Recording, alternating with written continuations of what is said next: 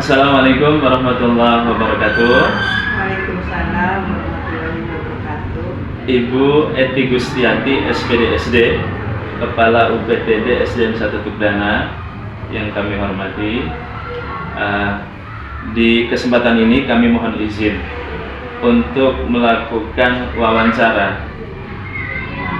Di kesempatan wawancara adalah merupakan bagian dari rangkaian kewajiban kami selaku guru penggerak di angkatan 11. Saat ini kami sudah ada di rangkaian modul titik 3.1, Bu. Di antara yang harus kami laksanakan adalah sesi wawancara dengan kepala sekolah dengan topik wawancara perihal pengambilan keputusan berbasis nilai-nilai kebajikan sebagai pemimpin. Apakah Ibu berkenan untuk kami wawancarai dengan topik yang kami sampaikan?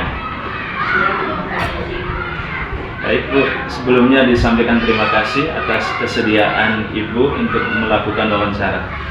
Apakah wawancaranya bisa dimulai, Bu? Terima kasih. Selama ini, bagaimana Ibu dapat mengidentifikasi kasus-kasus yang merupakan dilema etika atau wujudan moral? Untuk mengetahui jenis kasus yang kami hadapi, yaitu dengan melihat kepentingannya, apakah benar atau salah. Jika kasus dilema etika itu kedua posisi sama-sama benar, tapi kepentingan itu bisa bertentangan. Tetapi kalau kedua kepentingan tadi salah satunya melanggar hukum, maka dipastikan itu termasuk kasus wujudan moral.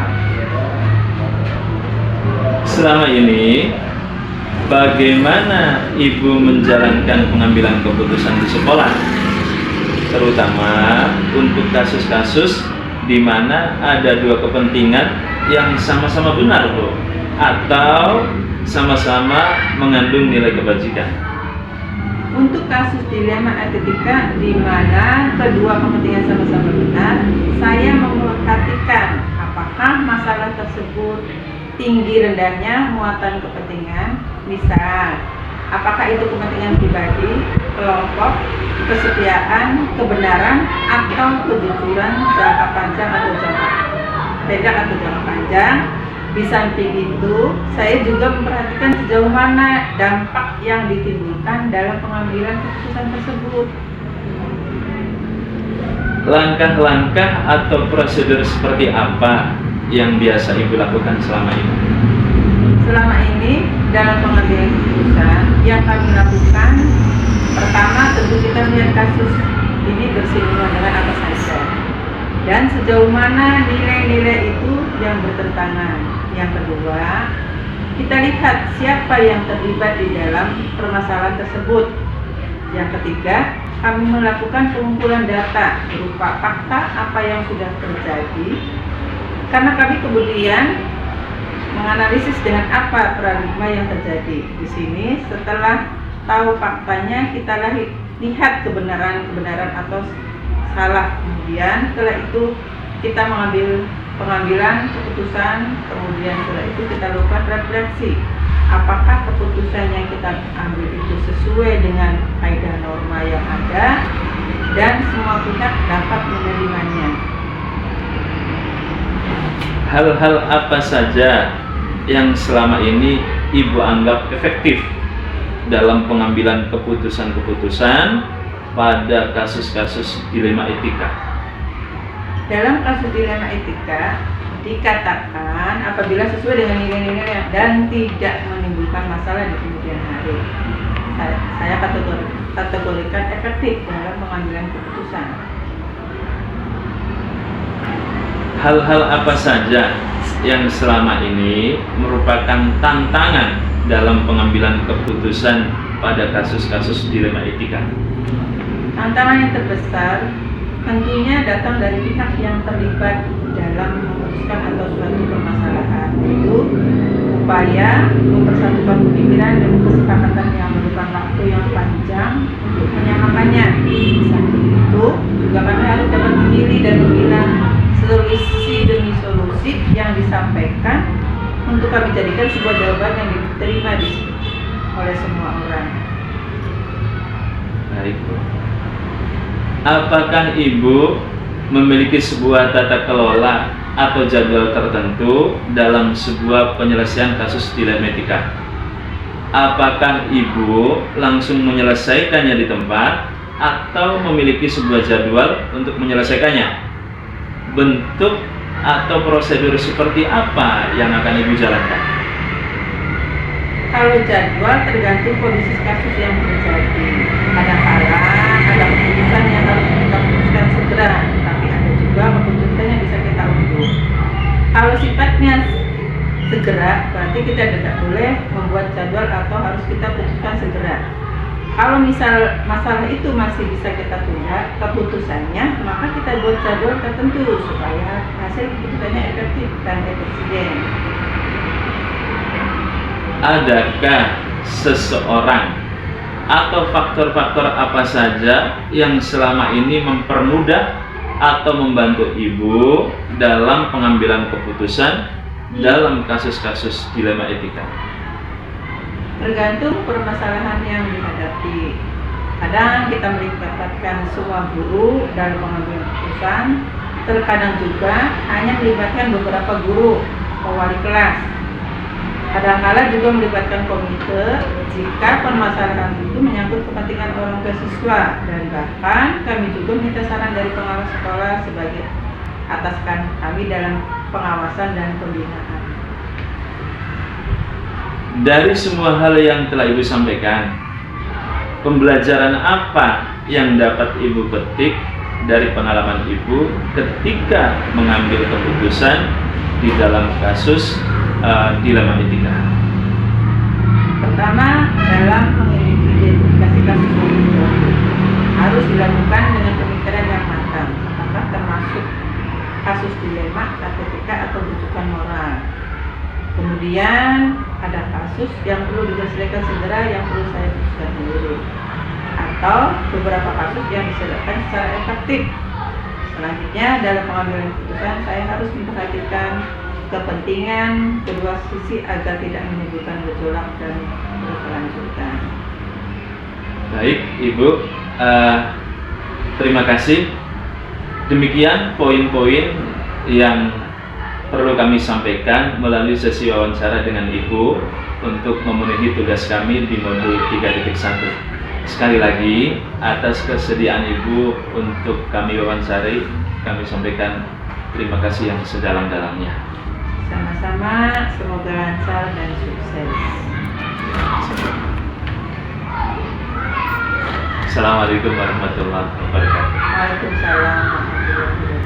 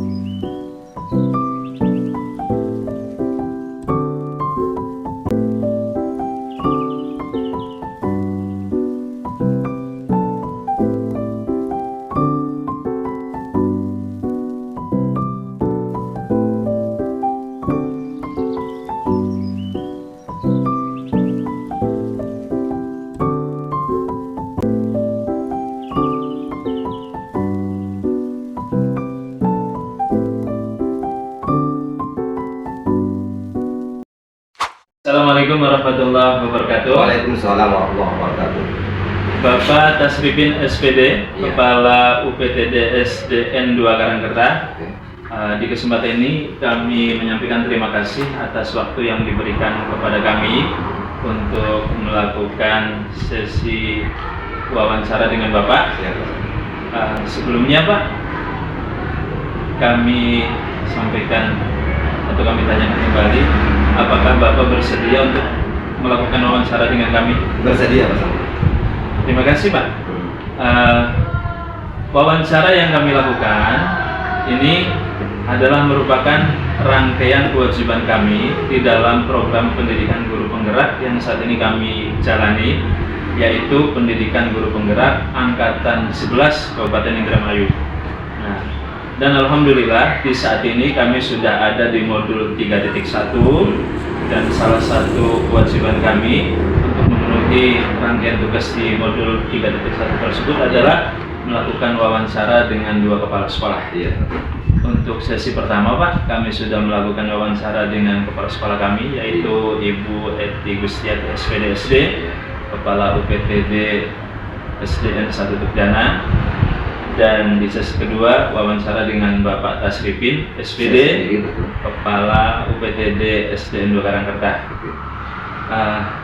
Sedikit gambaran yang kami perlu sampaikan, bahwa sesi wawancara ini adalah berkaitan dengan pengambilan keputusan berbasis nilai-nilai kebajikan sebagai seorang pemimpin. Oke, siap. Siap. Apakah sesi wawancara ini bisa kita mulai Pak? Mulai saja, Mas. Siap. Siap. Terima kasih Pak. Iya. Pak Tasripin, Iya. selama ini bagaimana Bapak dapat mengidentifikasi kasus-kasus yang merupakan dilema etika atau bujukan moral Pak? Oke, siap. Terima kasih, Pak Sambo.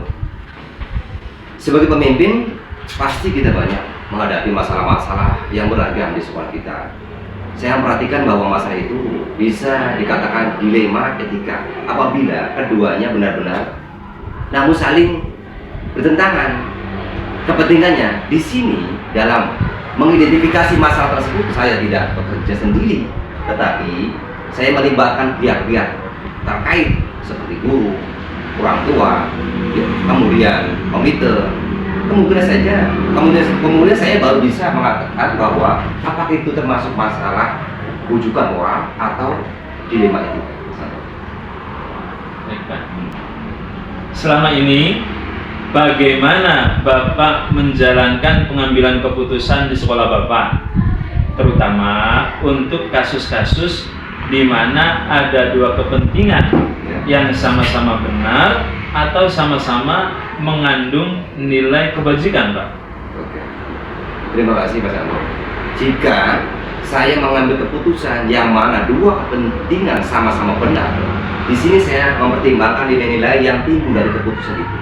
Kemudian nilai-nilai yang timbul dari permasalahan tersebut, apakah itu termasuk pribadi, melawan kelompok, atau kebenaran dengan kesetiaan, atau keadilan berlawanan dengan rasa kebenaran. Di sini saya melibatkan rekan kerja dalam mengambil suatu keputusan yang kompleks. Begitu Pak. Ya Pak. Selanjutnya Pak, langkah-langkah atau prosedur seperti apa yang biasa Bapak lakukan selama ini? Jadi langkah-langkahnya yang saya ambil dalam mengambil keputusan saya, memperhatikan terlebih dahulu permasalahan yang terjadi yang melibatkan pihak-pihak yang terkait. Apakah itu yang berkenaan dengan peserta didik, apakah itu berkenaan dengan pribadi atau kelompok hubungan sosial dengan mereka, itu saya identifikasi dulu. Kemudian saya berkonsultasi, melibatkan beberapa rekan kerja, barangkali wakil kepala sekolah atau rekan kerja saya juga, atau kepala sekolah lain dari sekolahan saya. Barangkali itu Mas Anto, untuk membacakan hal tersebut.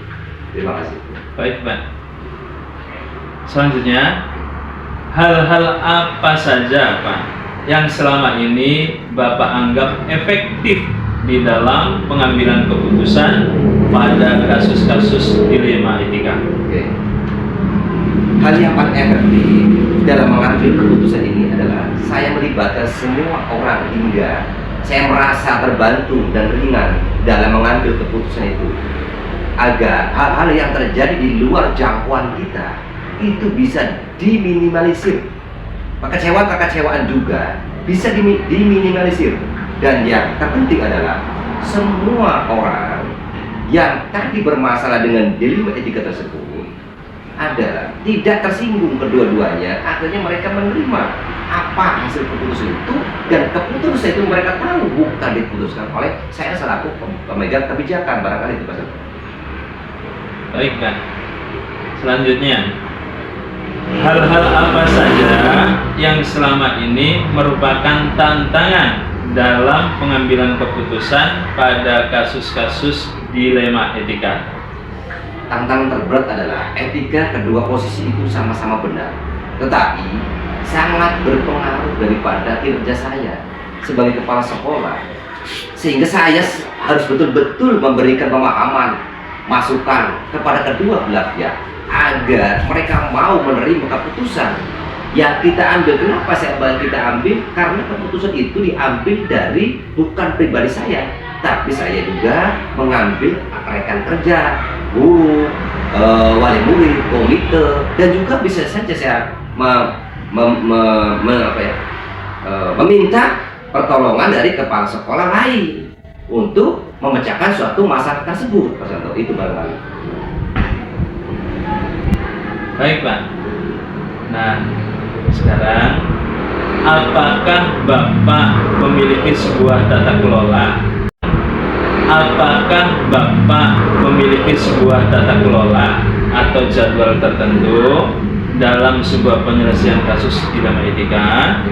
Apakah Bapak juga langsung menyelesaikan di tempat atau memiliki sebuah jadwal untuk menyelesaikannya? Oke, terima kasih. Nah, bentuk atau prosedur seperti apa yang Bapak jalankan? Kalau melihat permasalahan itu, masalah ilmu etika, ketika masalah itu urgent, maka spontan kita kondisikan aja.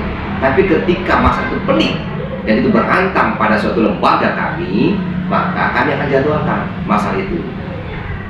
Sebelumnya kami akan menelusuri dulu masalah pelik seperti apa, masalah ini peliknya seperti apa. Akan saya tanyakan kepada, saya cari referensi dulu, saya cari sumber data dulu, cari data dulu dari orang tua, permasalahan apa sih dari siswa, dari murid, atau dari rekan kerja saya.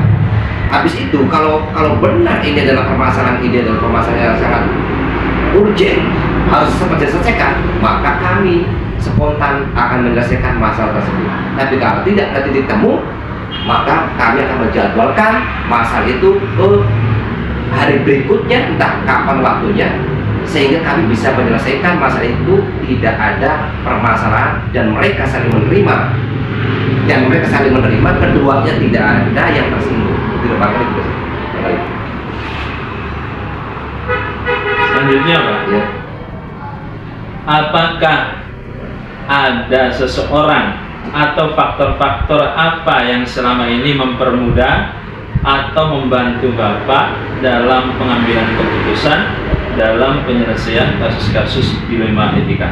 Oke, tadi itu benar saya utarakan. Jadi kami walaupun selaku pemegang kebijakan dalam suatu lembaga, di kepala jadi PDSN 2 Karangtengah, kami juga harus ada referensi dan memutuskan suatu masalah ketika masalah itu berimbas pada suatu lembaga. Ketika masalah itu berimbas pada suatu lembaga, maka kami akan bernalar pada rekan kerja, guru, orang tua. Ada satu lembaga pendidikan, ada guru, ada orang tua, ada komite. Maka dalam memutuskan suatu keputusan, kami tetap menalar pada mereka. Dalam hal ini disebut dengan warga sekolah. Bisa saja saya menalar sama murid yang dekat dengan guru tersebut. Barangkali guru ini curhat pada salah satu murid tersebut. Nah, itu diantaranya barangkali itu pasang. Jadi kami memutuskan masalah itu tidak langsung memutuskan, tapi kami tetap berpegangan pada semua warga sekolah yang terlibat dalam yang ada dalam SE kami. Dengan barangkali itu jawabannya. Baik Pak, pertanyaan terakhir. Dari semua hal yang telah Bapak sampaikan, pelajaran apa yang dapat Bapak petik dari pengalaman Bapak mengambil keputusan mengenai kasus yang berkaitan dengan dilema etika? Oke, siap, terima kasih Pak Santo. Selama saya melakukan pengambilan keputusan masalah dilema etika, saya mendapatkan pembelajaran bahwa memutuskan kasus dilema etika ini tidak mudah, karena tidak juga harus memperhatikan hal-hal yang sifatnya sosial, komunikasi dan sebagainya. Kemudian kita senantiasa menjalin komunikasi, kemudian terciptanya kerjasama yang harmoni, itu penting dalam suatu lembaga. Karena apa? Karena keharmonisan suatu lembaga akan menunjukkan kemajuan suatu lembaga itu. Tapi kalau sudah tidak keharmonisan suatu lembaga, tidak ada dalam lembaga itu, jangan harap lembaga itu akan maju. Untuk itu kami senantiasa menjalin komunikasi yang tercipta kerjasama yang harmonis, tidak ada saling singgung menyinggung, dan ketika kami punya permasalahan maka kami akan rumuskan bersama bagaimana baiknya kira-kira mereka merasa sama-sama saling belajar dan sama-sama bisa memecahkan masalah bersama. Barangkali itu masalah. Baik, terima kasih Pak Tasribin. Poin-poin yang perlu kami sampaikan melalui sesi wawancara sudah sepenuhnya kami sampaikan, dan sekali lagi terima kasih sedalam-dalamnya, sebanyak-banyaknya Bapak sudah menyampaikan jawaban atas sesi pertanyaan yang kami sampaikan di dalam musyawarah tersebut. Ya.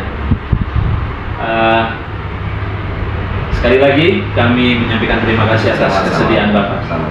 Ya, terima kasih. Oke. Assalamualaikum Waalaikumsalam. warahmatullahi wabarakatuh. Waalaikumsalam.